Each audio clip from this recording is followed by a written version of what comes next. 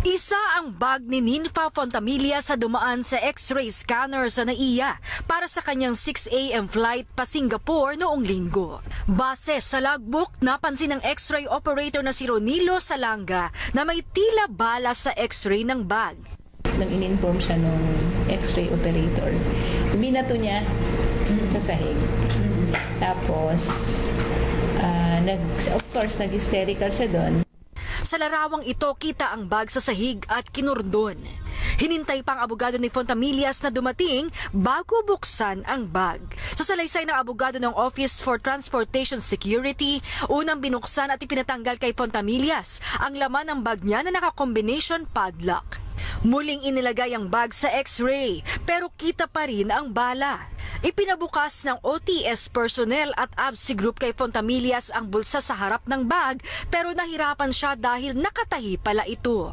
Sa sumunod na mga larawan, kitang kinailangan pa ng kutsilyo ng mismong abogado umano ni Fontamillas para lang matastas ang bulsa ng bag na tinahi ng may-ari nito. Dito nakita ang 9mm na bala na ikinagulat ni Fontamillas at kanyang abogado. Hindi naman magician ang mga PNP na papasok doon sa loob ng bag. Yan, in flagrante na nga, nakikita na nagaling sa loob ng bag. Sa inisyal na talaan ng PNP ABSI Group, mula Enero hanggang ngayong buwan, umaabot sa 107 ang mga nahulihan ng bala sa mga paliparan sa buong bansa. Umaabot naman sa lagpas 400 ang nakumpiskang ammunition. Ayon sa PNP ABSI Group, 80% sa nakumpiskahan ng bala ang nagsasabing ginagamit nila ito bilang anting-anting.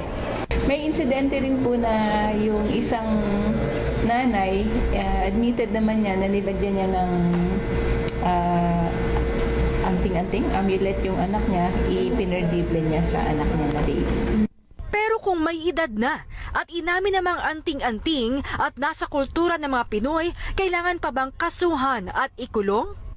Kung kahit man sabihin nilang anting-anting, kung live yung amo at gayon pa rin, violation pa rin yun ng batas. At under pressure sa pag sumakay sila sa airplano, posibleng sumabog yun.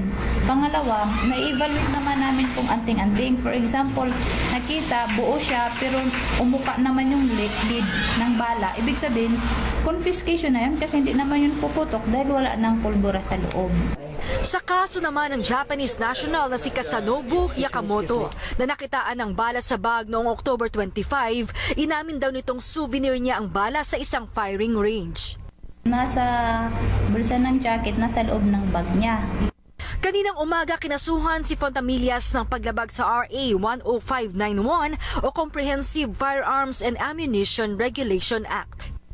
Kino-consolidate na ngayon ng PNP ABSI Group yung mga datos ng mga sinasabing nahulihan ng bala para magkaroon na sila ng profiling. Hinihimok din nila yung mga sinasabing nahulihan ng bala na kung ang tingin nila ay tanim bala ang nangyari sa kanila, magsampa lamang daw ng reklamo sa otoridad.